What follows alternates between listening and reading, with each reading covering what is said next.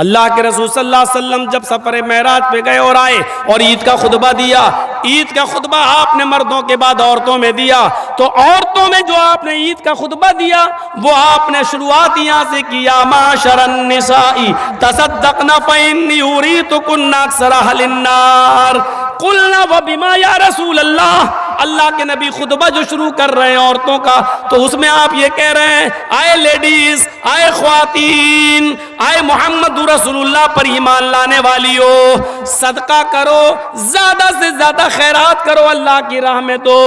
इन्नी उरीतुकुन्ना अक्सरा लिन्नार। जब मैं मेराज पे गया मुझे जहन्नम दिखाई दी, तो जहन्नम में सबसे ज्यादा जलती हुई मैंने औरतों को देखा है। औरतें जहन्नम में सबसे ज्यादा जल रही थी। कुल्ना वबिमा, सहाबियात ने कहा अल्लाह के रसूल बस इसके आगे हम कुछ नहीं सुनेंगे, आपने ये कह दिया औरतें सबसे ज़्यादा जहन्नम में जलती हुई मैंने देखी, वजह बता दीजिए, रीज़न बता दीजिए, हम उस पर अमल करेंगे ताकि जहन्नम में हमारी तादाद ज़्यादा न हो। अमल के लिए 2 घंटे की तकरीर नहीं हुई थी, 3 घंटे का लेक्चर नहीं होता था अल्लाह के रसूल के ज़माने में। उस औरतों ने क्या कहा, उन औरतों ने कुलना वबीमा, कुलना जमा मुज़क्कर गायब का सेगा ये बतला रहा है, एक ने नहीं सारी औरतों ने क्या कहा, आए अल्लाह के रसूल हमें वजह बताइए, रीजन, औरतें जहन्नम में सबसे ज्यादा जलती हुई क्यों दिखाई दी।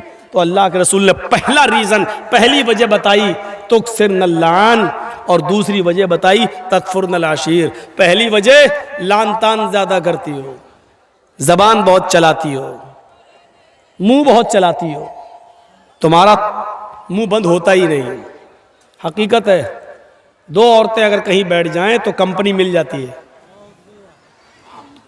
2 मर्द अगर ट्रेन में जाएंगे तो थोड़ा सुकून मिल सकता है, लेकिन अगर 2 औरतें ट्रेन में चली जाएं तो 24 घंटे का सफर बहुत आसानी से कट जाएगा, बात करते करते करते करते। क्योंकि हमें और आपको एक आदमी के बारे में मालूम होगा, उनको तो पूरे खानदान के बारे में मालूम होता है। एक बादशाह ने ऐलान निकाला, जो सबसे बड़ा झूठ बोलेगा उसको सबसे बड़ा इनाम देंगे। तो झूठों की कमी थोड़ी थी। एक आया, मैं बादशाह ने कहा भक्त ये कोई झूठ नहीं है। दूसरा आया, उसने कहा ये भी कोई झूठ नहीं है। तीसरा आया, बादशाह ने कहा यार झूठ बोलो यार, ये तुम्हारा कोई झूठ है, बड़ा झूठ जो बोलेगा उसको सबसे बड़ा इनाम देंगे। लास्ट में एक आदमी आया, कहने लगा मेरा भी एक झूठ सुन लो। कहा क्या? कि आज मैंने ख्वाब में देखा, जहां तक मेरी नजर जा रही है औरतें ही औरतें बैठी हुई हैं। बादशाह ने कहा ये भी कोई झूठ नहीं। भक्त ख्वाब में देखा जा सकता है, तुमने देखा हो सारी औरतें, बहुत सी औरतें बैठी होंगी, ये ख्वाब नजर आ सकता है, ये कोई झूठ नहीं है। कहा आगे तो सुनो यार, आप बोलते बहुत हो। उसने कहा बादशाह से, पूरी बात सुनी नहीं, बीच में बोल दिए। मैंने ख्वाब देखा कि जहां तक मेरी नजर जा रही है औरतें ही औरतें बैठी हुई हैं और सारी औरतें खामोश बैठी हुई हैं। बादशाह ने कहा क्या? जहां तक नजर जा रही है औरतें ही औरतें, कहा और सब खामोश, ये हो ही नहीं सकता। कहा क्यों? कहा 2 औरतें खामोश नहीं बैठ सकती और इतनी औरतें खामोश, इससे बड़ा झूठ तो कोई हो ही नहीं सकता। उसको सबसे बड़ा अवार्ड दिया, सबसे बड़ा इनाम दिया, सबसे बड़ा इनाम। तो ये औरतों का एक रिकॉर्ड है, और इस रिकॉर्ड को अल्लाह के रसूल ने यही कहा, तुक्सिरन लान, तुम लानो तान ज्यादा करती हो, एक दूसरे की बुराई ज्यादा करती हो, एक दूसरे की गीबतें ज्यादा करती हो, एक दूसरे की बुराइयों में लगी रहती हो। वह तकफुरन आशीर, और दूसरी तुम शौहरों की नाफरमानी बहुत करती है, शौहरों की नाफरमानी। अब बताओ आदमी बेचारा क्या करे। मेरे साथ भी हादसा होता है। एक बार मेरी बीवी ने पूछा मैं मायके जा रही हूं, चली जाऊं, पास में ही है। मैंने कहा ठीक है चली जाओ, कोई बात नहीं, बहुत दिनों से नहीं गई। हाँ तुम तो चाहते हो कि मैं चला जाए, चली जाऊं, तुम्हें तो अच्छा लगता है। मैंने कहा ला हौल वला कुव्वता इल्ला बिल्लाह। यार तुमने इजाजत मांगी, मैंने दे दी। 1-2 महीने के बाद फिर कहने लगी कि मैं चली जाऊं, थोड़ी अम्मी की तबीयत खराब है। मैंने कहा नहीं अभी तुम्हें जाने की कोई जरूरत नहीं है, 2-4 दिन रुको, हम दोनों चलेंगे वो देखने के लिए। लो तो मैं तो आपके घर में क्या नौकर कैद होके रहूं हैं? मैं जब भी जाना चाहूं तो आप भेजेंगे नहीं? नहीं मैं अब मैंने कहा कि ना जाओ तो कैद करके रख रहा हूं, और मैंने कह दिया चले जाओ तो क्या हो रहा है? लो तुम्हें तो कोई फिक्र ही नहीं, कितनी आसानी से कहनी चले जाओ, इसका मतलब तुम्हें मेरी जरूरत ही नहीं। ये औरत इसीलिए का टेढ़ी पिछली से पैदा हुई है। सीधा करोगे तो टूट जाएगी, लेकिन सीधी नहीं होगी। इसके नाज और नखरे को बर्दाश्त करना पड़ेगा। एक सहाबी का वाक़या बताऊं, हज़रत उनकी बीवी से उनको बड़ी परेशानी थी, तो वो अपनी शिकायत लेकर अल्लाह के हज़रत उमर के पास गए कि हज़रत उमर को कहूँगा तो हज़रत उमर डांटेंगे, मेरी बीवी को सही हो जाएगी। तो वो घर पे गए और दरवाजे को दस्तक दी। उधर से आवाज़ आई अंदर से, बाहर बैठो मैं अभी आ रहा हूँ। और देखा कि अंदर शोर हो रहा है, तो इसने कान लगाया सहाबी ने हज़रत उमर फ़ारूक के दरवाजे पर, तो क्या सुनता है कि उमर फ़ारूक की बीवी उमर फ़ारूक पर बरस रही हैं, ये वो तुम्हें होश नहीं, ये नहीं, ठिकाना नहीं, सब्जी कैसे आएगी, खाना कैसे। और हज़रत उमर जी जी जी करते चले आ रहे, जी ट्रेन आ जाएगा जी जी। अब वो कहने लगा, लो ये क्या मेरा इलाज करेंगे, ये तो खुद ही इस बीमारी में मुब्तला हैं। वो चल दिया वहाँ से, वो चल दिया। थोड़ी देर में हज़रत उमर निकले, उसको जाता हुआ देखा, ए हज़रत इधर आओ, इधर। वो कहता क्या, इधर आओ। जी, अरे तुम किसी काम से आए थे और बगैर काम के चले जा रहे हो, आओ क्या बात है। कहने कोई काम नहीं है। अरे कोई काम नहीं है क्या मतलब? कहा मैंने काम से आए हो, फिर कह रहे हो कोई काम नहीं है। कहा नहीं अमीरुल मोमिनीन, जिस काम से आया था वो आपके बस का नहीं है।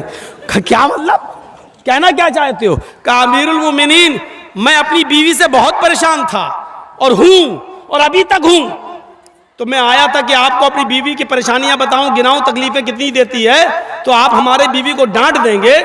यहाँ आया तो देख रहा हूं आप ही की बीवी आपको डांट रही है, आप अपनी बीवी को नहीं समझा पा रहे तो मेरी बीवी को क्या समझा पाएंगे। तो हजरत उमर फारूक ने कहा बैठो इधर और सुनो। कहा क्या, तुम्हारे घर खाना कौन बनाता है? कहा मेरी बीवी। कहा खाना बनाना उसका हक नहीं है शरीयत में है? बताऊं कि ना बताऊं? अगर कह दूंगा तो डर लग रहा कल से ही आप घर की औरतें कहीं ऐसा ना हो कि चढ़ बैठे।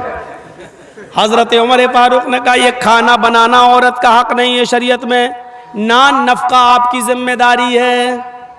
जब निकाह होता है तो उसमें मेहर मुतय्यन किया जाता है, लिखा जाता है इतना इतना मेहर अलावा नान नफका, यानी पकी हुई रोटी पका हुआ खाना खिलाना ये आपकी जिम्मेदारी है। लेकिन अल्लाह ने मेरी बीवी के दिलों में इतनी मोहब्बत डाल दी है कि वो घरों में बावर्चन बन जाती है, हमारे लिए खाना बना देती है। अच्छा ये बताओ तुम्हारे बच्चों की पेशाब और पायखाने को कौन साफ करता है? कहा मेरी बीवी। कहा ये भी उसकी जिम्मेदारी नहीं है, बच्चा आपका है, बेटा बेटी जो है वो बाप का कहलाता है, बच्चा पैदा हो जाने के बाद वो बाप का है, ये बाप की जिम्मेदारी है पेशाब और पायखाना करे तो साफ करे। लेकिन वो हमारे लिए बेचारी इस लेवल पे आ जाती है, हमारे बच्चों के लिए वो आया बन जाती है और वो उसका पेशाब और पायखाना भी साफ कर देती है। एक एक चीज गिनाते गए, एक एक चीज गिनाते गए। कहा जब ये सारी चीजें हमारी औरतें हमारे लिए और हमारे बच्चों के लिए कर देती हैं, तो क्या हमारा यह हक नहीं है कि उनकी थोड़ी सी डांट सुन लें, उनकी जायज बात भी सुन लें? घर चलाना है तो उनकी थोड़ी बहुत डांट भी सुनो, चले जाओ। और आइंदा ऐसा मत करना। क्या तुमने अल्लाह के रसूल का यह फरमान नहीं सुना कि बीवी औरत जो है वो आदम की पिसली से पैदा हुई है और पिसली टेढ़ी होती है, उसको सीधा करने की कोशिश करोगे तो वो टूट जाएगी लेकिन सीधी नहीं होगी। औरत को सीधा करने की कोशिश करोगे तो तलाक ले लेगी या हो जाएगी, लेकिन वो बिल्कुल सुधरेगी नहीं। इसलिए थोड़ा बहुत उसकी कजी और कभी को तुम्हें बर्दाश्त करना पड़ेगा। जी आप सही कह रहे हैं। बेचारा चला गया। मेरी माँ बहनों हाथ जोड़ के विनती कर रहा हूँ, ऐसा ना हो कि कल तुम ये कहने लगो अब खाना तुम बनाओ, मौलाना साहब ने कह दिया, ये हमारी जिम्मेदारी नहीं है। ऐसा ना हो। बहुत कम जगहों पर हम ये बयान करते ही नहीं है, क्योंकि आजकल औरतें गलत इस्तेमाल भी ले लेती है ना। एक बार मैंने किसी जलसे में कह दिया था कि अगर किसी का शौहर अपनी बीवी को पूरा खर्चा नहीं देता बीवी बच्चों का, तो बीवी अपने शौहर की जेब से या अलमारी में से उतना पैसा ले सकती है, उसको बताए बगैर, जिसको चोरी नहीं कहा जा सकता है, बताए बगैर ले सकती है, जितने में उसका और उसका खर्चा चल जाए। ये जैसे ही मैंने जिस तकरीर में मैंने कहा, दूसरे दिन मेरी जेब से 5,000 रुपये गायब हो गए। उस दिन से बयान करना छोड़ दिया। ये तो नाजायज इस्तेमाल करती है। फिर इतनी इजाजत दे दो 100-200 रुपए की, तो इनका 100-200 रुपए में कुछ होता ही नहीं है, 5000। फिर ये होता है कि मौलाना ने कहा तो था ले सकते, तुम देते नहीं हो इसलिए हमने ले लिया। अरे अल्लाह के बंदी, मैंने तो ये कहा है कि जितने में तेरे घर का बच्चों का गुजर बसर चल जाए उतना उतना। हाँ तो क्या हुआ, साड़ी पुरानी हो गई नहीं लाए, फेयर एंड लवली खत्म हो गई, लेने जाना है।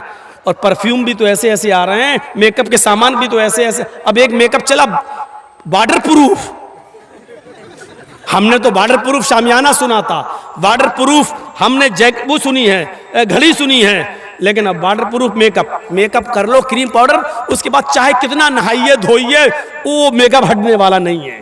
पानी वो वाटर प्रूफ मेकअप भी अब चलने लगे, और ये चलाना पड़ रहा है क्योंकि बंदरियां भी मेकअप कर लेती थी, और जब उनका चेहरा धुलता था तो आड़ी टेढ़ी की तिरछी निकलती थी, तो उनके बच्चे भी नहीं पहचान पाते थे। इसलिए जरूरत पड़ी ऐसे मेकअप की जो टिका रहे उनके चेहरे पर, इसलिए वो मेकअप बनाना पड़ा। अब वो बेचारी 80 साल की बुढ़ियां भी लगा लेती है तो ऐसा लगता है कि हाँ ये 25-30 साल की जा रही है, 25-30 साल की। एक सही वाकया है, मैं बतला रहा हूं, भोपाल का सही वाकया है। बेचारी एक 70, 75, 80 साल की बुढ़ी, और उसने नकाब पहन लिया, खूबसूरत बूटों वाला, फूलों से चढ़ा हुआ, और वो नकाब लगा के जा रही थी, चेहरा उसका छिपा हुआ था, खूबसूरत बुर्का। अब वो जा रही है तो 18-20 साल का लड़का उसके पीछे लग गया, ये सोचकर कि बुर्का इतना अच्छा है तो बुर्के वाली कितनी अच्छी होगी, नकाब इतना अच्छा है तो नकाब वाली कैसी होगी। अच्छा, वो धीरे धीरे चल रही थी अपनी उम्र के हिसाब से, ये समझ रहा था मुझे लाइन मार रहे हैं, लिफ्ट दे रही है, धीरे धीरे चल रही, मतलब सेटिंग हो जाएगी, तो वो धीरे धीरे चल रही। ये बेचारा समय थोड़ी दूर जाने के बाद उसने अपना नकाब उठाया और तुतलाते हुए, बेटा तू मेरा पीछा क्यों कर रहा है, मैं तो तेरी अम्मा की उम्र की हूं। इसने कहा कमबख्त, मेरी तो 1 घंटे की मेहनत ही बेकार चली गई है। तो इसको भी गुस्सा आया, इसने गुस्से में कहा, अरे अम्मा हम अपने लिए नहीं अपने अब्बा के लिए ढूंढ रहे हैं, क्या करें, 1 घंटा इसका बेकार हो गया। ये सही वाकया मैं आपको बतला रहा हूं। और जिस लड़के ने ऐसा किया वो हमें आके बता रहा था कि भाई मौलाना तो दोस्ती हो गई है, बताना पड़ रहा, बता दिया, लेकिन जलसे में बयान मत करना। मैंने कहा जलसे में तो बयान करूंगा लेकिन तेरा नाम नहीं बताऊंगा। बड़ा अब ये हाल हो रहा है, ये हाल। तो बुरके ऐसे, कपड़े ऐसे, और जलसे भी उससे महफूज नहीं। और इबादत की रूह को पहचानने की कोशिश कीजिए। या अय्युहल्लज़ीना आमनुत्तकुल्लाह हक़्क़ तुक़ातिह, इबादत की रूह क्या, तकवा। और अल्लाह ने क्या कहा, आई ईमान वालो तुम अल्लाह से डरो जैसा कि उससे डरने का हक है। आई ईमान वालो तुम अल्लाह से डरो जैसा कि उससे डरने का हक है। एक और चीज है, अल्लाह से डरने का हक कैसा है, अल्लाह से डरो कैसे, अल्लाह देख रहा, ये डरने का मतलब है। अल्लाह से डरो का मतलब ये नहीं, जैसा डरने का हक है। ये हक क्या है, हक का तुकाती, अरे कुछ तो मतलब होगा। आग से आप डरते हैं कि नहीं डरते हैं, आग से डरते हैं, लेकिन आग को देखकर भागते थोड़ी हैं। आग से डरने का हक क्या है, उसके अंदर हाथ ना डालो, उसके अंदर जंप ना लगाओ, यही तो डरने का हक है। जहर है आपके हाथ में, विष, लेकिन उसको आप छू भी रहे हैं, पकड़ भी रहे हैं, लेकिन डरते भी हैं उससे। और उससे डरने का हक क्या है, उसको आप इस्तेमाल ना करें, खाएं नहीं, ये उससे डरने का हक है। और शेर सामने आ गया तो आप भाग रहे हैं, क्यों, ये उससे डरने का हक है, क्योंकि नहीं भागेंगे तो फाड़ देगा। जल्दी से पेड़ पे चढ़ गए, उससे डरने का हक यही है। सांप को देख रहे हैं, उससे भी डर है, जहरीला सांप है, लेकिन उससे डरने का हक क्या है, उसके मुंह में आप उंगली न दें, उसके करीब न जाए वरना डस लेगा और काट लेगा, ये उससे डरने का हक है। तो जैसे आप हर चीज से डरने का एक हक अदा करते हैं, अल्लाह से भी डरने का एक हक है। और अल्लाह से डरने का मतलब यह है कि अल्लाह ने जिन कामों के करने का हुक्म दिया उन कामों को करा जाए, और जिन कामों के करने पर उसने अज़ाब जहन्नम बताया है, जहन्नम का अज़ाब बताया है, उन कामों से बचा जाए। यह है अल्लाह से डरने का मतलब। मसलन अल्लाह तबारक व तआला ने सूद और ब्याज खाने को हराम करार दिया है तो उससे बचा जाए। अल्लाह के नबी सल्लल्लाहु अलैहि वसल्लम ने फरमाया कि जब मुझे मेराज हुई, सफर मैं गया मेराज पर और मुझे जहन्नम दिखाई दी, तो मैंने खून के, ब्लड के एक तालाब में, एक नदी में मैंने कुछ लोगों को डुबकियां लगाते हुए देखा है। बदबूदार खून पी रहे हैं और उसी में तैर रहे हैं। वो निकलना चाहते हैं, फरिश्ता एक पत्थर मारता, जब वो किनारे पे आते वो फिर बीचों बीच में पहुंच जाते और उसी बदबूदार खून वो पी रहे हैं, खा रहे हैं और उसी में हैं। मैंने पूछा मनहा ओला या जिब्रील, आए जिब्रील ये कौन लोग हैं? अल्लाह के नबी फरमाते हैं, जिब्रील ने बताया कि अल्लाह के नबी ये दुनिया में गरीबों का खून चूसा करते थे, ये दुनिया में मजबूरों का खून चूसा करते थे।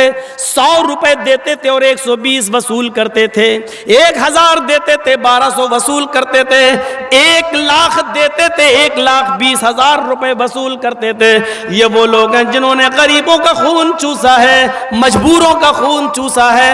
आज सूद खाने वाले हैं, आज इन लोगों को खून, बदबूदार खून के तालाब में गोता लगवाया जा रहा है, इसी खून के तालाब के अंदर इनको डाल दिया गया है।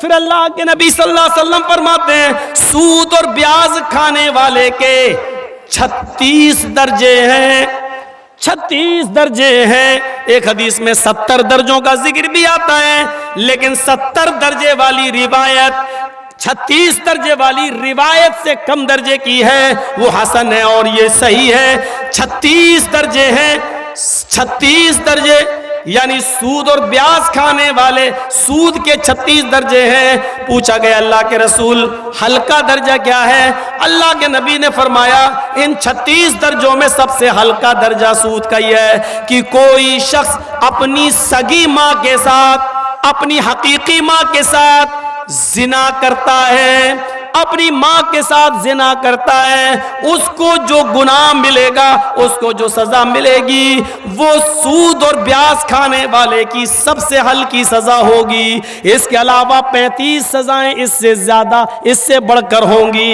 एक हदीस में यूं आता है कि 36 मर्तबा अपनी माँ के साथ जिना करो, 36 मर्तबा जिना करने के बाद जो सजा मिलेगी वो सूद और ब्याज के खाने वाले की सबसे हल्की सजा होगी। जिना तो वैसे ही हराम है और फिर अपनी मां के साथ जिना, उसकी कबाहत और उसकी बुराई का अंदाजा तो आप लगा नहीं सकते। जिना तो वैसे ही गलत है, हराम है, शिर्क के बाद सबसे बड़ा गुनाह जिना। बाज़ रिवायतों में शिर्क के बाद सबसे बड़ा गुनाह कत्ल और कत्ल के बाद जिना। जिना तो वैसे ही सबसे बड़े गुनाहों में गुनाह माना जाता है और फिर अपनी मां के साथ जिना, ये और अपने अंदर एक बुराई रखता है। और फिर वो भी एक बार नहीं, 36 मर्तबा अपनी मां के साथ कोई जिना करे, सूद और ब्याज खाने वाले का ये हल्का अजाब होगा। कितने लोगों के बैंक बैलेंस है? सभी के। कितने लोगों की LIC चल रही है? मौलाना पूछो मत। FD फिक्स डिपॉजिट, 10 साल के बाद बच्ची पैदा हुई है, हाँ ठीक है, 5 लाख रुपए इसके नाम कर दिया है, जब मेरी बेटी 20 साल की होगी 20 लाख हो जाएगा, शादी कर देंगे, शादी कर देंगे। फिक्स डिपॉजिट, सूद और ब्याज। तो अब तकवे का मतलब क्या है? अल्लाह से डरने का। अल्लाह ने जब इसको हराम करार दिया, नबी ने हराम करार दिया, तो इससे हम बच जाएं। जो चीजें बताई गई हैं इमाम कायनात ने, क्या कर रहे हो अब, क्यों लगा रहे हो इसको यहां? तो मैं अर्ज ये कर रहा था कि जब अल्लाह ताला ने, नबी अकरम ने उसको हराम करार दे दिया तो उससे बचा जाए, यही तकवे का माना। एक और चीज, एक और मिसाल से समझिए।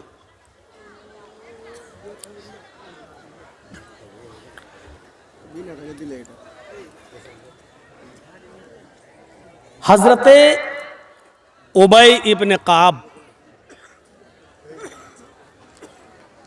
रजी अल्लाह ताला अन्हु से हजरत उमर फारूक ने पूछा कि आए उबई, तकवा किसे कहते हैं? सुनिए, तकवा क्या है? बार बार आया अल्लाह से डरो, अल्लाह से डरो, अल्लाह से डरो। ये डर क्या है? इस मिसाल को समझ लीजिए, पूरा तकवा समझ में आ जाएगा, पूरी तकरीर समझ में आ जाएगी। हजरत उबय ने हजरत उमर से कहा, आए उमर, तकवा नहीं जानते हो किसे कहते हैं? कि नहीं, मुझे समझाइए तकवा किसे कहते हैं। कहा, उमर कभी जंगल में गए हो? हाँ। जंगल में कांटे ही कांटे बिछे हुए हों और आपके पैर में चप्पल ना हो और जाना भी जरूरी हो, गुजरना भी जरूरी हो, तो आप क्या करेंगे? अब जो भी उठेगा मोबाइल वाला, उसका मोबाइल हम छीन के यहां रख देंगे। आप लोग सेट ही नहीं कर पा रहे हैं।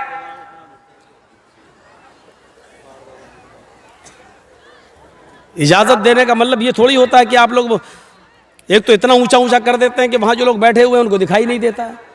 आपके तो अकाउंट में पैसा आ रहा है भाई, चल रहा है आपका चैनल।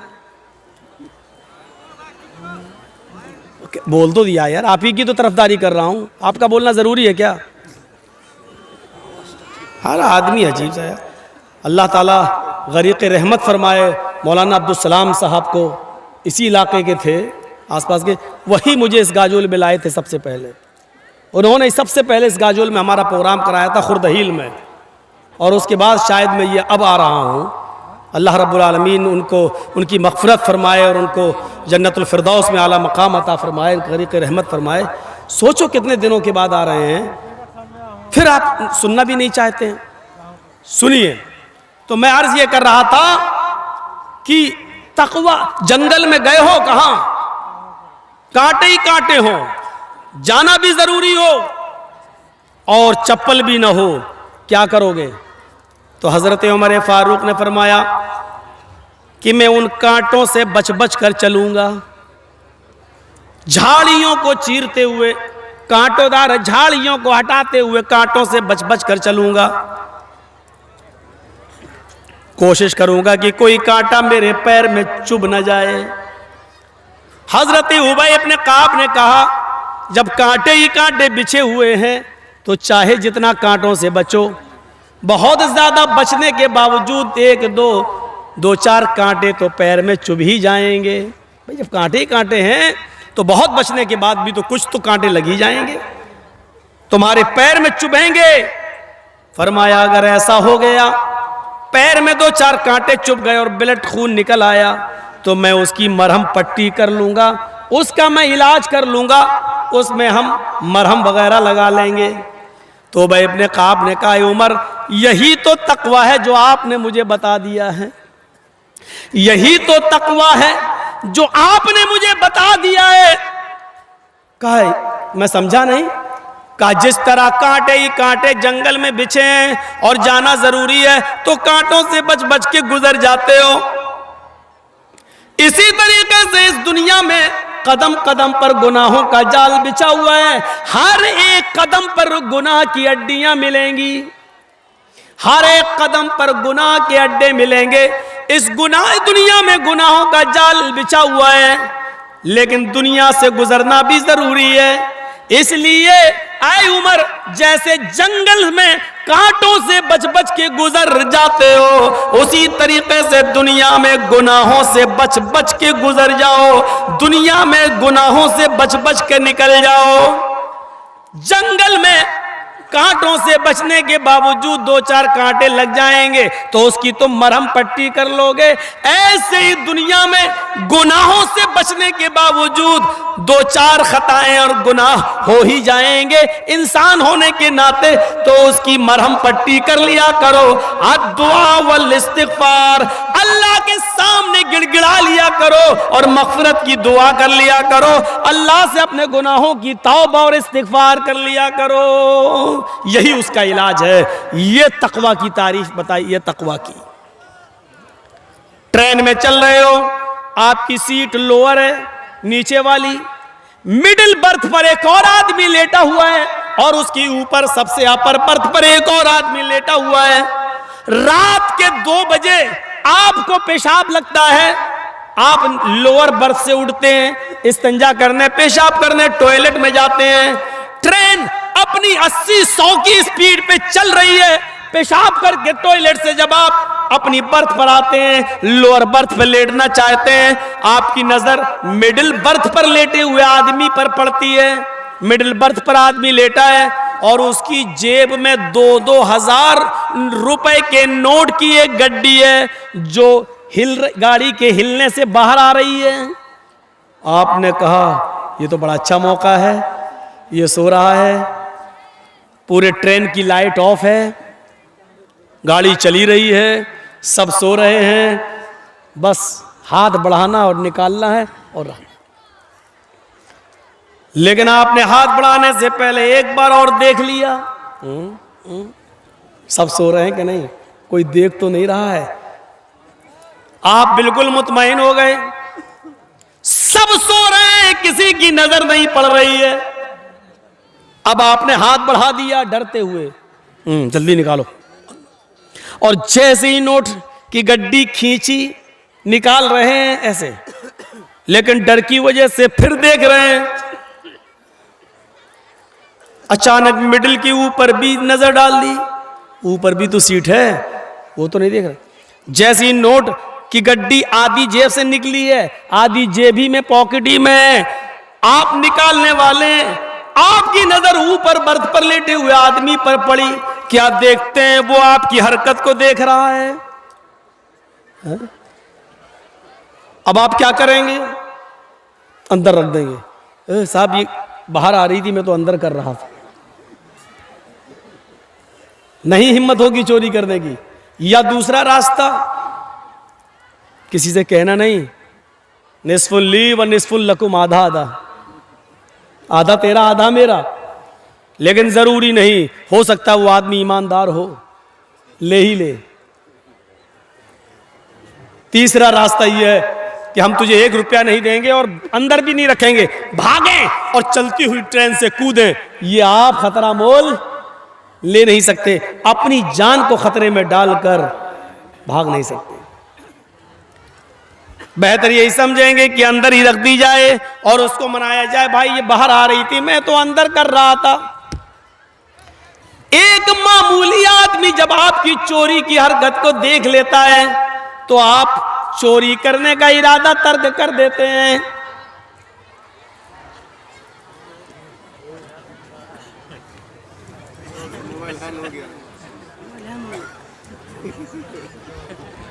यार अब भाई, अब रजाकार देखें भाई, अब ये हमारे बस से निकल चुका है। अब हम बहुत ख़तरनाक मिसाल देंगे। हम नहीं चाहते हैं कि ये तकरीर में वो ख़तरनाक मिसाल रिकॉर्ड हो जाए, लोग फिर मजाक उड़ाते हैं कि मौलाना ऐसा बोले। बहुत गलत बात है ये। अभी मैंने मना किया और इसकी हिम्मत देखो, इसका कलेजा देखो यार। अपनी अम्मा के पेट में कैसे टिका होगा ये आदमी।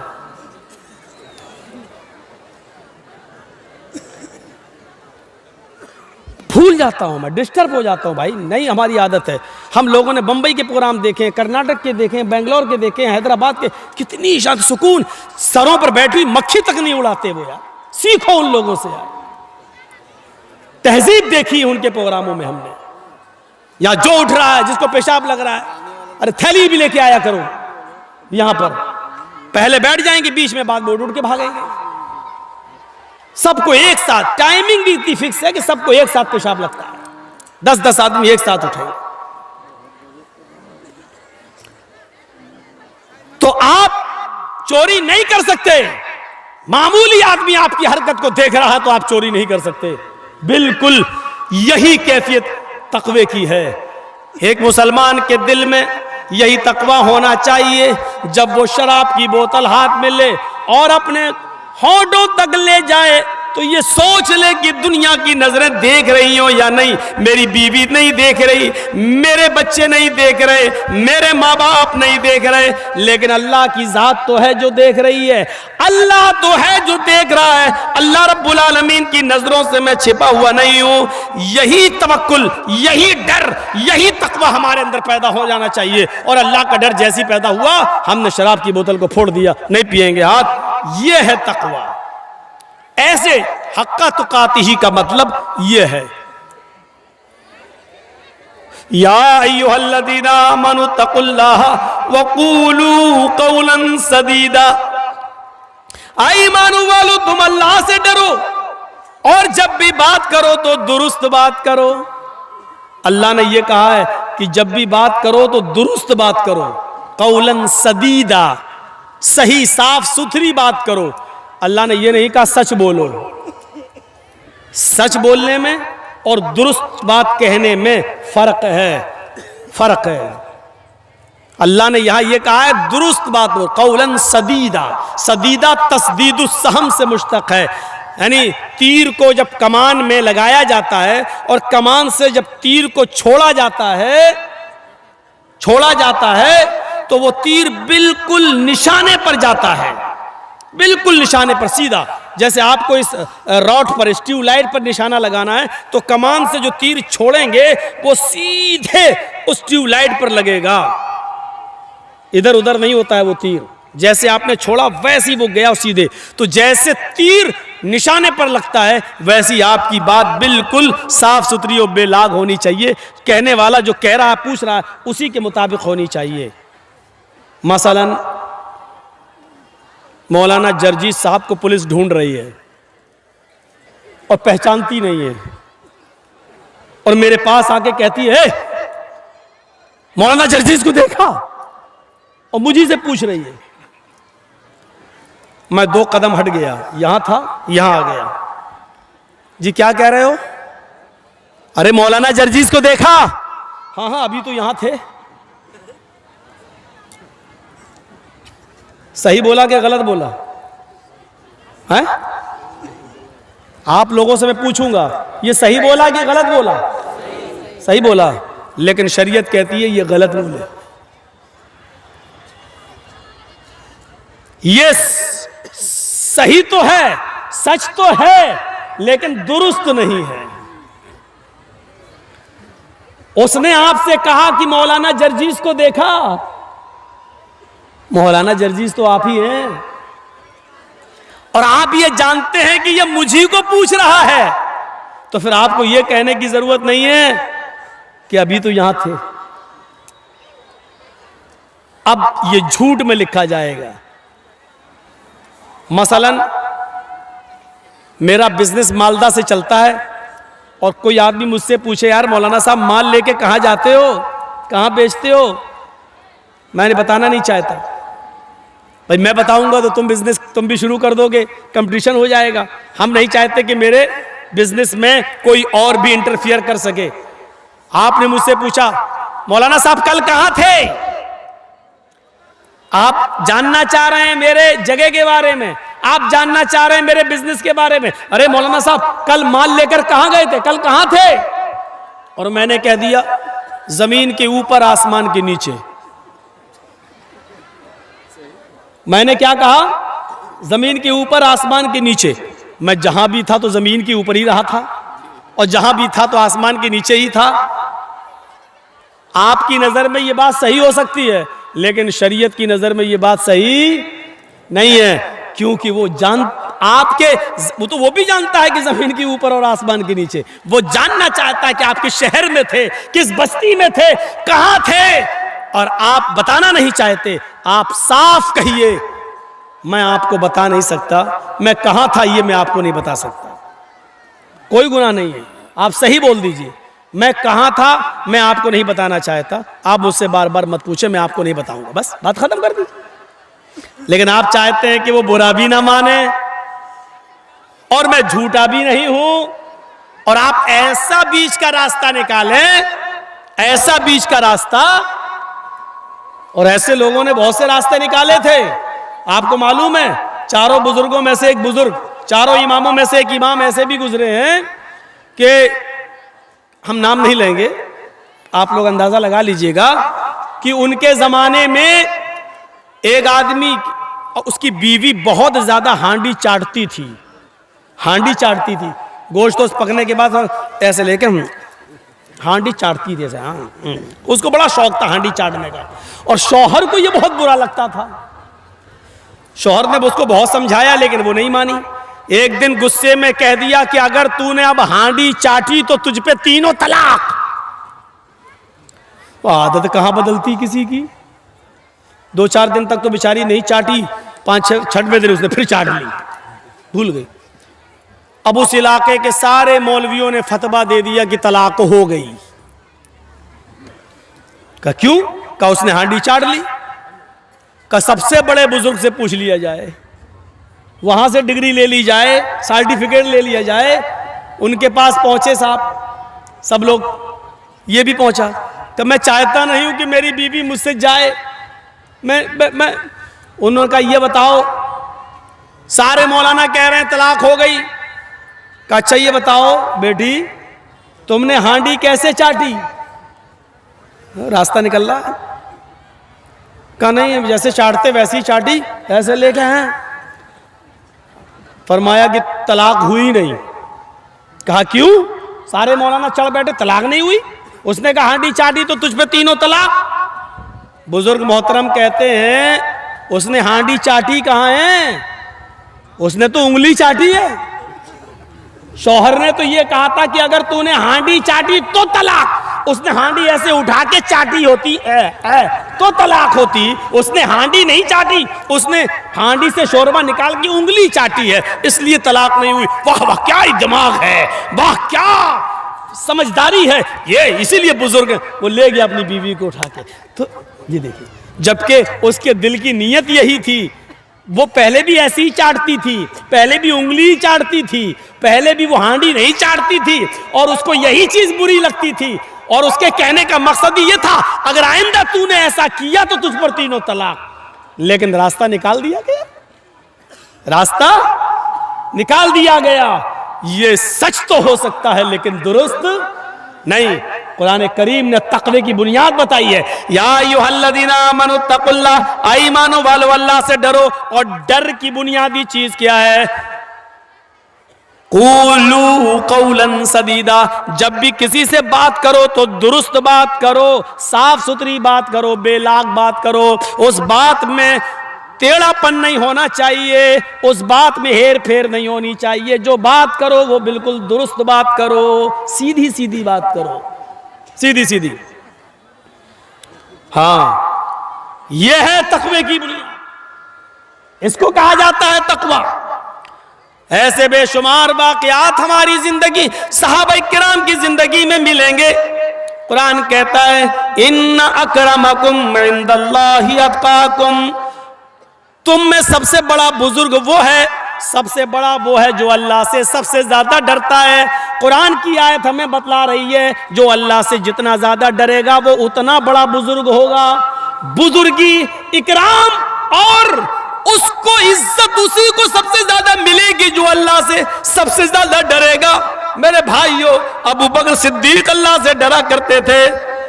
मोहम्मद रसूलुल्लाह के डर का हाल तो ये तब बुखारी पढ़िए। अपनी बीवी आयशा की रान पर, इस पे गोद, इस पे पैर के, ये रान बोलते रान, इस पर आप लेटे हुए हैं अम्मी आयशा की गोद में। और अचानक आपने अपनी लौंडी को आवाज दी, अपनी खादिमा को, काम करने वाली को आवाज दी। वो घर के बाहर है, सुन लिया लेकिन नहीं आई। दोबारा आवाज दी, सुन लिया लेकिन नहीं आई। तीसरी बार आवाज दी, उसने सुन लिया लेकिन नहीं आई। कहा आयशा जरा देखो तो कहां चली गई। हजरत आयशा ने जैसी दरवाजा खोला तो क्या देखा, वो तो घर के बाहर ही बैठी हुई है और बकरी का एक छोटा सा बच्चा उसके पास है और ऐसे ऐसे कर रही है उसको। होता ना छोटे छोटे बच्चे भी खेलते हैं, तो ये तो बड़ी थी, बच्चे से खेल रही है।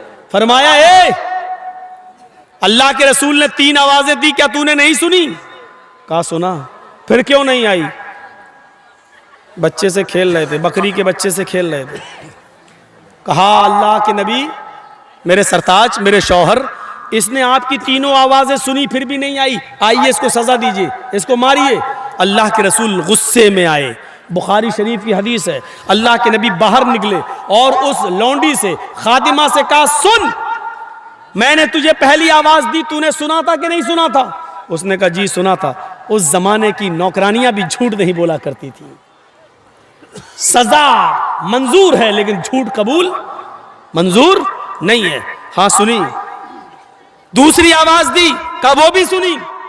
मैंने तीसरी बार तुझे आवाज दी, कहा अल्लाह के नबी मैंने वो भी सुना था, फिर तू क्यों नहीं आई? मैंने सोचा कि आप कोई बड़ा काम करवाएंगे, मैं थकी हुई थी इसलिए मैं बरा गई, मैं सुस्ती कर गई और इस बच्चे के साथ खेलती रही। अल्लाह के नबी सल्लल्लाहु अलैहि वसल्लम की आंखें लाल हो गईं, ऐसा लगने लगा जैसे अनार का रस किसी ने आंखों में डाल दिया हो, इतना गुस्से में।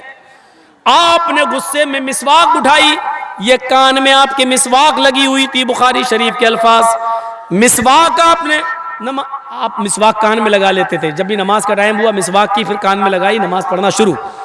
जैसे ही नमाज का टाइम हुआ मिसवाक निकाली, मिसवाक की वजू बनाया और अंदर चले गए। तो मिसवाक कान में लगाए रहते थे। वो मिसवाक जो अल्लाह के नबी के कान में लगी हुई थी, इतनी बड़ी होगी, कितनी मिसवाक दांतों में करने वाली, और उसको उठाकर मारेंगे तो कितनी जोर से लगेगी। हम और आप अंदाजा लगाएं, कोई कोड़ा नहीं था, कोई दुर्रा नहीं था।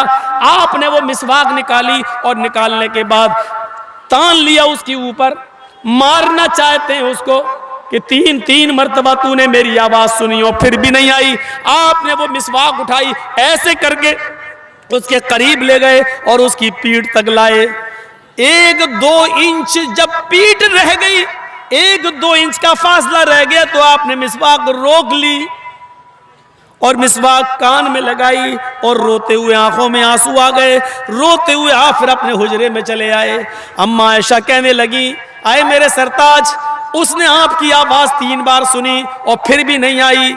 फिर आपने गुस्से में मिसवाक भी निकाली। मैंने सोचा 5-6-10 मिसवाक आप उसको मारेंगे, लेकिन आपने एक भी नहीं मारी। मिसवाक उठाई और आपने उसको तान लिया, उसकी पीठ के करीब तक ले गए, लेकिन रोक लिया, आपने मारा नहीं।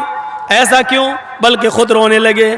फरमाया, आयशा आयशा, मैंने गुस्से में मिसवाक उठा ली, मैंने उठाकर उसको मारना चाहा। जैसे ही मैं मारते हुए खींचते हुए उसको उसकी पीठ तक ले जाने लगा, मेरे जहन में ये सवाल आया, आए मोहम्मद सल्लल्लाहु अलैहि वसल्लम, उसने जो गलती की है तुझे नहीं मालूम उस गलती की सजा कितनी है? ये तेरा मिसवाक मारना और मिसवाक से उसकी पीठ पर इतनी जोर से लग जाना, कहीं ऐसा ना हो ये तेरी दी हुई सजा उसके जुर्म से, उसकी गलती से कहीं ज्यादा ना हो जाए। उसने जो गलती की है उसकी गलती से ज्यादा मेरी मार, उसकी तकलीफ उसकी गलती से ज्यादा ना हो जाए, और फिर कयामत के दिन कहीं वो मेरे ऊपर मुकदमा ना ठोक दे, अल्लाह की अदालत में मेरे साम मुझे पेश ना कर दे कि मैंने इतनी बड़ी तो गलती नहीं की थी, जितनी तेज और सख्त इन्होंने मुझे मिसवाक मारी, मुझे बदला चाहिए। जैसी कयामत के दिन सवाल और जवाब का एहसास मेरे दिल में आया, मैंने मिसवाक रोक ली। आयशा, मैं जिंदगी भर लोगों को माफ करता आया, फिर मैं अपनी खादिमा और लौंडी को कैसे माफ ना करूं? मैंने तो बड़े बड़े मुजरिमों को माफ कर दिया, तो फिर मैं इस खादिमा को कैसे माफ ना करूं? मुझे इस एहसास ने कि मेरी दी हुई सजा कहीं इसकी गलती से ज्यादा ना हो जाए, इसलिए मैंने रोक लिया। ये तकवा था, इसको कहते हैं तकवा, इसको कहते हैं परहेजगारी। एहसास क्या आ गया कि कहीं इसकी गलती से बढ़कर मेरी सजा, मेरी दी हुई सजा ना हो जाए और कयामत के दिन मुझसे हिसाब न ले लिया जाए। रोक लिया, अपने आप को एहसास पैदा करके रोक लेने का नाम तकवा है। ये नबी अकरम का तकवा था। उधर आइए, अबू बकर सिद्दीक का तकवा देख लीजिए। हजरत अबू सईद खुद, हजरत अबू बकर सिद्दीक का तकवा देखिए। उनका भी एक गुलाम था। भाई मैंने खरीदा है किसी को, वो मेरा गुलाम है, हम उससे काम करवा सकते हैं, मेहनत मजदूरी करवा सकते हैं, और मेहनत मजदूरी कराकर जो वो कमा कर लाएगा उसकी कमाई हम खा सकते हैं, क्योंकि वो मेरा गुलाम है, हमने खरीदा है, जायज़ है शरीयत के अंदर।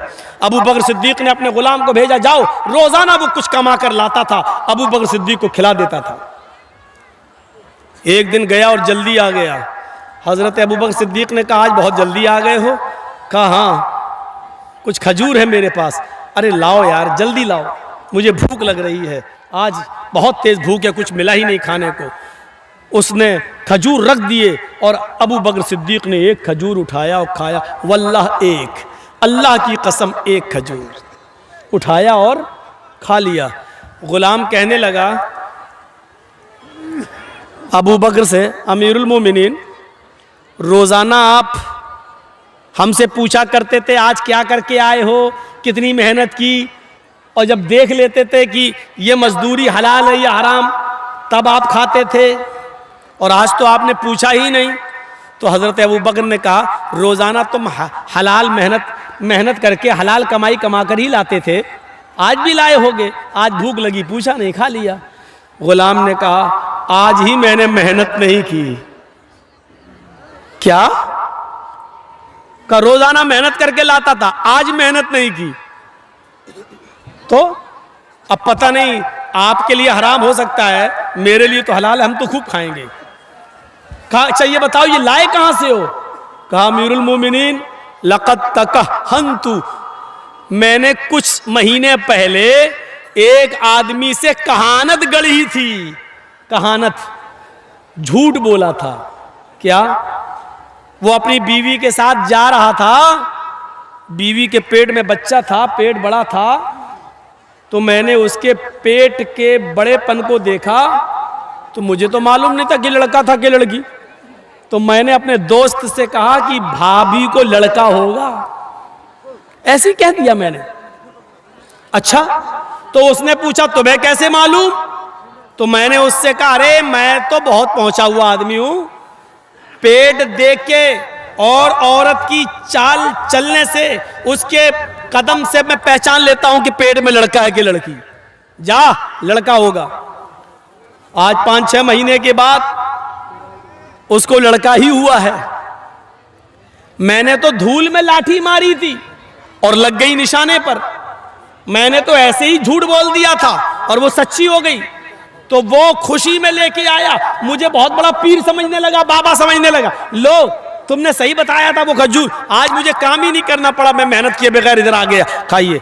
हजरत अबू बकर सिद्दीक कहते हैं ये बात तुमने मुझे पहले क्यों नहीं बताई? माँ के पेट में बेटा या बेटी, इसको अल्लाह के अलावा कोई नहीं जानता, और तूने तो झूठ गढ़ा था उसके साथ। हाँ मैंने झूठ गढ़ा। पानी लाओ, पानी पिया। अब सुनो बुखारी के अल्फाज, हजरत अबू बकर सिद्दीक पानी पी गए, 1 गिलास 2 गिलास पानी पिया, फिर ये 3 उंगलियां हलक में डाली, आ करके कै किया, थोड़ा सा खजूर बाहर निकला, फिर पानी पिया, फिर उंगली डाली, फिर कै किया, फिर थोड़ा सा खजूर बाहर निकला, फिर पानी पिया, फिर उंगली डाली, फिर कै किया। उस वक्त तक पानी पीते रहे और उल्टी करते रहे, वॉमिटिंग करते रहे और खजूर निकालते रहे, जब तक यकीन नहीं हो गया कि जितना खजूर मैंने खाया था सारा मेरे पेट से निकल गया। जब यकीन हो गया कि हाँ निकल गया होगा, तब खामोश हुए और क्या कहते हैं?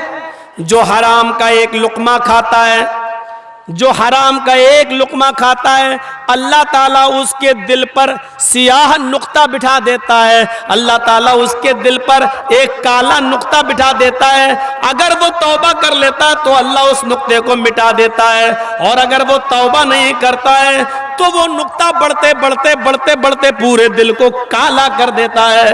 और जब इंसान का पूरा दिल काला हो जाए, जब इंसान का पूरा दिल काला हो जाए, तो फिर वो सोचता नहीं है कि ये माल मेरे पास जो आ रहा है वो हलाल का या हराम का, आने दो आने दो, जहां से आ रहा है आने दो। फिर उसको हलाल और हराम की तमीज उड़ जाती है। ये तकवा था। एक खजूर खा लिया, उसको भी निकाल दिया। हम अपने गरीबानों में झांकें, कितनी लाटरियां खरीदे हैं, कितना हराम माल खा रहे हैं। याद रखना, तकवा सिर्फ यही नहीं होता कि जो मुसलमान अपने दिल के अंदर पैदा कर ले लुक जाए, ये तकवे की और ईमानदारी की सिफत किसी के अंदर भी पैदा हो सकती है। जापान की राजधानी क्या है? टोक्यो। जापान की राजधानी टोक्यो, और टोक्यो के अंदर एक टैक्सी ड्राइवर गैर मुस्लिम, एक टैक्सी ड्राइवर गैर मुस्लिम, आपके इसी हिंदुस्तान का हिंदू टैक्सी ड्राइवर, हिंदू कौन? इसी भारत का। मेरे प्यारे साथियों, जरा तसव्वुर कीजिए, उस जापान पर सऊदी अरब का एक आदमी जाता है, उसने एयरपोर्ट से उसको रिसीव किया, और टैक्सी ड्राइवर से उस सऊदिया के आदमी ने पूछा मुझे फला फला होटल में जाना है। उसने कहा आइए बैठ जाइए। हिंदू ड्राइवर ने उसको अपनी गाड़ी में बिठाया और मीटर ऑन कर दिया। सऊदीया का वो शेख उसकी गाड़ी में बैठ गया और वो गाड़ी टैक्सी चलने लगी। उसने मीटर डाउन कर दिया। थोड़ी देर के बाद उसने मीटर उठा दिया।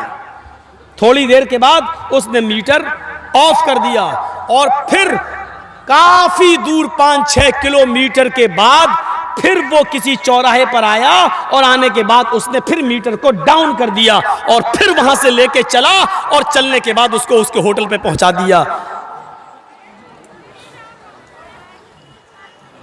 मीटर में पैसा काफी आ चुका था, लेकिन उसने सिर्फ जितने दिरहम मांगे, जितने रुपए मांगे, सऊदी शेख ने उसको उतने रुपए दिए। लेकिन ये कहते हुए दिए कि साहब तुमने इतनी देर तक ये मीटर जो डाउन कर दिया था, गिरा दिया था, ऊपर कर दिया था, शायद तुम भूल गए हो ये 5-6 किलोमीटर जो तुमने सफर किया है इसका चार्ज इसमें नहीं आ पाया है, लिहाजा 4-5 किलोमीटर का जो चार्ज बनता है वो और ले लो। उस आदमी ने, टैक्सी ड्राइवर ने जो जवाब दिया वो है मुसलमानों, हिंदू ही सही, लेकिन उसका ये तमाचा हमारे मुंह पर आज भी पड़ रहा है और पड़ता रहेगा। उसने वो जवाब दिया, नहीं साहब, मैंने मीटर जानबूझकर ऊपर कर लिया था इसलिए कि आपने मुझे जिस होटल में जाने के लिए कहा था, मैं धोखे से रास्ता क्रॉस करके जिस चौराहे से मुझे मुड़ना था मैं मुड़ नहीं पाया, मैं आगे निकल गया। अब मुझे लौट कर मैं उस चौराहे पे आ नहीं सकता था, उसकी पेनाल्टी बहुत ज्यादा थी। फिर मुझे एक लंबा चक्कर 5-6 किलोमीटर का लगाना था, उसके बगैर मैं उस चौराहे पर नहीं आ सकता था। लिहाजा मैंने उतनी दूर के लिए मीटर मैंने ऊपर कर दिया ताकि इसका बिल ना आए। जब गलती मेरी थी तो उसका चार्ज मैं आपसे क्यों लूं? जब गलती मेरी थी तो उसका चार्ज मैं आपसे कैसे लूं? ये मेरे धर्म ने नहीं सिखलाया, ये मेरी मानवता ने मुझे नहीं सिखलाया। लिहाजा जो चार्ज बनता है वो मैंने आपसे ले लिया। इस सफर में मैं नुकसान में गया हूं, मेरा फायदा नहीं हुआ, लेकिन मैं अपनी गलती का चार्ज आपसे नहीं ले सकता हूं। बहुत देने की कोशिश की। उसने कहा मैं इंडिया से यहां हलाल कमाई कमाने के लिए आया हूं, मैं जितना कमाऊंगा उतना ही मैं यहां से लेके नहीं जाऊंगा, लिहाजा मैं इतना ही लूंगा। उस हिंदू की इस ईमानदारी को मैं सलाम कहता हूं। मेरे भाइयों, उसने उसी तालीम पर अमल किया जो तालीम जनाब मोहम्मद रसूलुल्लाह सल्लल्लाहु अलैहि वसल्लम ने बताई। याए मालदा के और इस इलाके के टैक्सी ड्राइवरों, रिक्शा चलाने वालों, जरा गौर करो कि ईमानदारी सिर्फ तुम्हारे पास ही नहीं है, तकवा गैरों के पास भी है और हमसे ज्यादा भी उनके अंदर है। फर्क इतना है कि उनको तकवे पर सवाब नहीं मिलता है, लेकिन इंसानियत वो कायम रखते हैं। हम जिस मसलक और जिस मजहब से जुड़े हैं वो हमें तकवे पर इनाम भी देता है, सवाब भी देता है और उस पर हमें खुशी भी होती है। इसलिए हमें और आपको ईमानदारी के साथ तकवा अपनाना चाहिए, अपनी जिंदगियों के अंदर तकवा पैदा करना चाहिए। गुरु नानक को पता चला कि एक आदमी है, मुसलमान है और वो बहुत कंजूस है, वो किसी को 1 रुपया भी नहीं देता है। गरीब को चमड़ी चली जाए लेकिन दमली न जाए, वो बड़ा मक्खी चूस इंसान है। तो गुरु नानक उस अमीर आदमी के पास, उस मुसलमान के पास जाते हैं और अपनी जेब से एक सुई निकालते हैं, सुई कपड़ा सिलने वाली छोटी सी सुई निकाल कर कहते हैं मेरी एक गुजारिश है, ये सुई आप अपने पास रख लो। उसने कहा ये सुई मेरे पास रखने आए आप इतनी दूर से? कहा हाँ, इसको संभाल के रख लो। कहा ठीक है रख लूंगा, लेकिन ये सुई इतनी दूर से सुई देने आए, ये तो कोई भी रख लेता। कहा नहीं, वो इसको हिफाजत से नहीं रख पाता, तुम रख लोगे। जब सोना चांदी माल और दौलत तुम इतनी हिफाजत से रखे हुए हो तो इस सुई को भी तुम हिफाजत से रख लोगे। लेकिन आए मेरे मुसलमान भाई, ये सुई मैं कल कयामत के दिन तुमसे ले लूंगा, ये सुई की जरूरत मुझे आज नहीं है। जब अल्लाह के सामने हम और आप खड़े होंगे तो ये सुई मुझे वहां ला के दे देना। मुसलमान कहता है आपका दिमाग खराब हो गया है, इतने बड़े नानक जी, इतने बड़े बुजुर्ग हैं आप, इतने बड़े गुरु हैं आप और ये छोटी सी सुई लेके आए और कयामत के दिन आप हमसे लेंगे? अरे कयामत के दिन क्या ये मैं लेके जाऊंगा क्या? ओ ये सुई नहीं ले जा सकते? कहा नहीं। अरे जब सुई नहीं ले जा सकते तो ये सोना, ये चांदी, ये दौलत, ये बिल्डिंग, ये घर, ये मकान, ये माल, ये दौलत, ये तुम कैसे ले जा सकते हो? मैं तो सोच रहा था ये सब तुम्हारे साथ जाएगा, इसलिए सुई भी तुम वहां ले आओगे। उसने कहा नानक जी शर्मिंदा मत कीजिए, अभी अभी मैं ये सब सदका और खैरात करने वाला हूँ, अब मैं गरीबों में देना शुरू कर दूंगा। आपने मेरी आंखें खोल दी। जरूरी नहीं कि मौलाना जर्जीस की 2 घंटा तकरीर के बाद भी लोगों में इस्लाह पैदा हो, वो गैर मुस्लिम की बात भी किसी को असर कर सकती है। गुरु नानक की बात उस मुसलमान को असर कर गई और उसने सदका और खैरात कर दिया। तकवे की बुनियादें यहां से भी जागती हैं, ये तकवा होता है। हजरत उमर फारूक रजी अल्लाह ताला अन्हु अब्दुल्ला इब्ने दीनार के साथ एक जंगल में जाते हैं। उनके अब्दुल्ला इब्ने दीनार को साथी को भूख लगती है।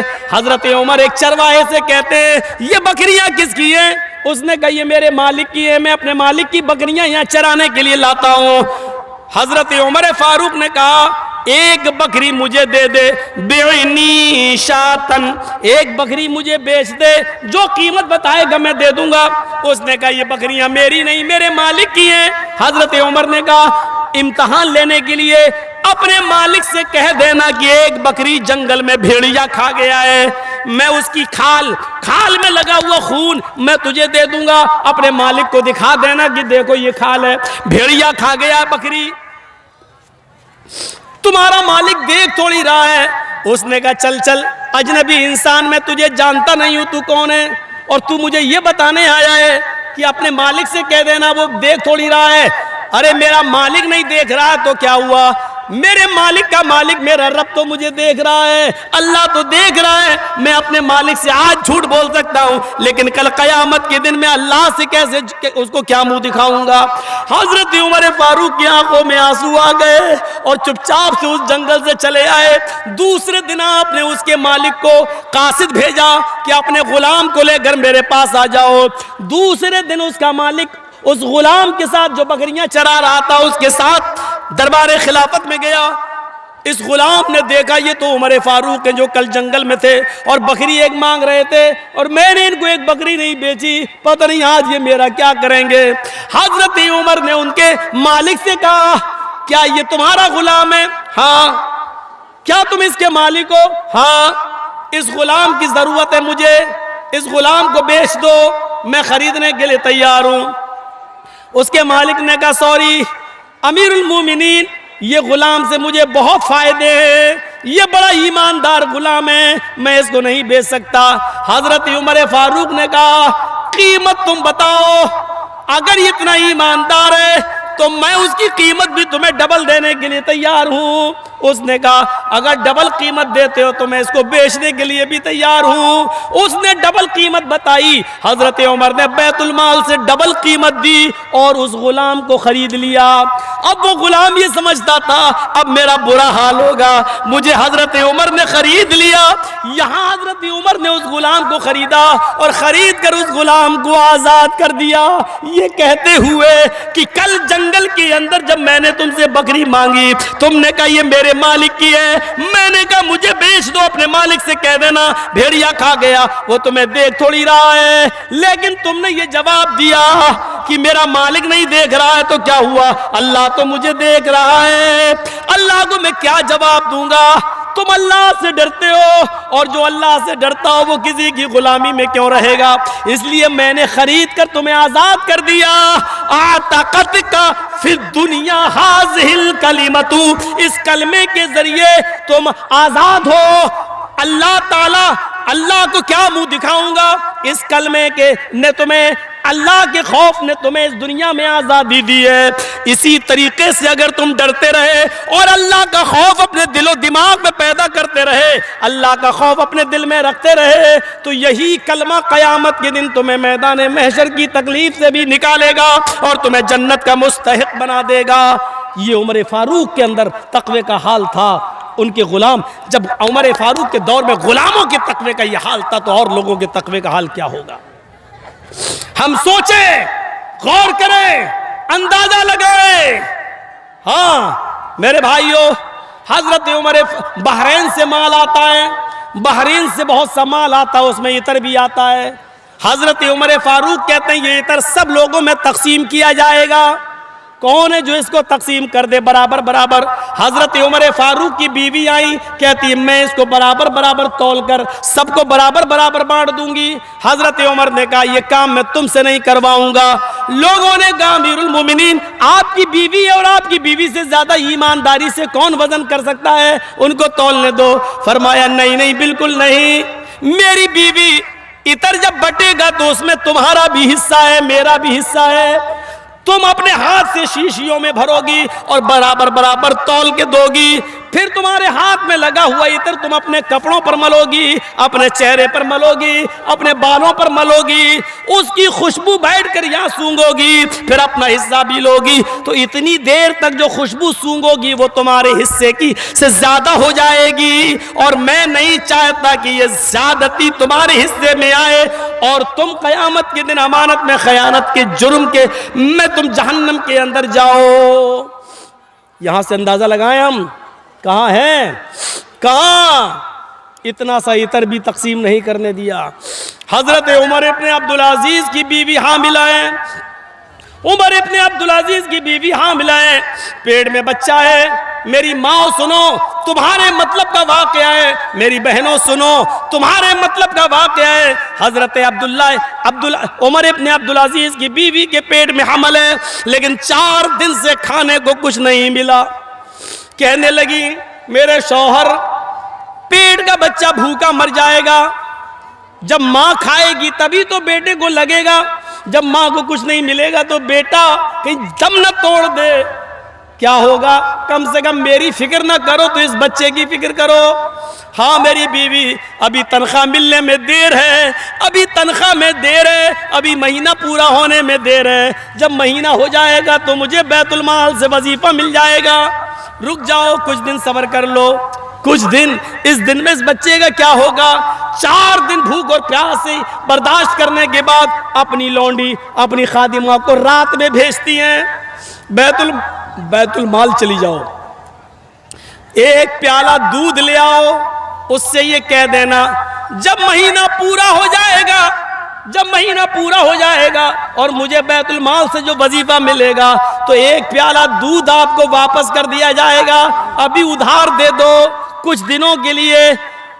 उमर इब्ने अब्दुल अजीज की बीवी के पेट में बच्चा है, डर है कि कहीं वो बच्चा मर न जाए पेट के अंदर, इसलिए एक प्याला दूध उधार दे दो ताकि वो पी ले और उस बच्चे की जान बच जाए। खादिमा लौंडी बैतुल माल जाती है, बैतुल माल के कैशियर ने एक प्याला दूध उधार दे दिया, चलो जब महीना पूरा होगा बैतुल माल से जब वजीफा मिलेगा तो ये दूध वापस आ जाएगा। वो चलता ही है, हमने आपको उधार दे दिया आपने मुझे, लेकिन ये दूध का प्याला लेकर जब अंदर आती है, आगे सुनो तकवा देखो, जब दूध का प्याला लेकर ये अंदर जाती है तो उमर इब्ने अब्दुल अजीज कुएं के पास बैठकर वुजू बना रहे थे, तहज्जुद की नमाज पढ़ने के लिए उठे थे। उन्होंने दरवाजे से आते हुए किसी को देखा तो कहने लगे कौन?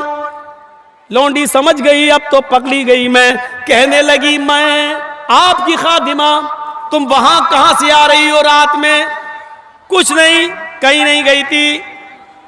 ये तुम्हारे हाथ में क्या है जिसको तुमने ओढ़नी से छिपा रखा है? उमर इब्ने अब्दुल अजीज आगे बढ़ते हैं, कहने लगी कुछ नहीं है, पानी है, आपकी बीवी पानी पीने के लिए मंगा रही है, पानी पीने के लिए मंगा रही है तो कुआं तो यहां था, तुम दरवाजे के ओर से आ रही हो, दिखाओ जरा ओढ़नी हटाओ।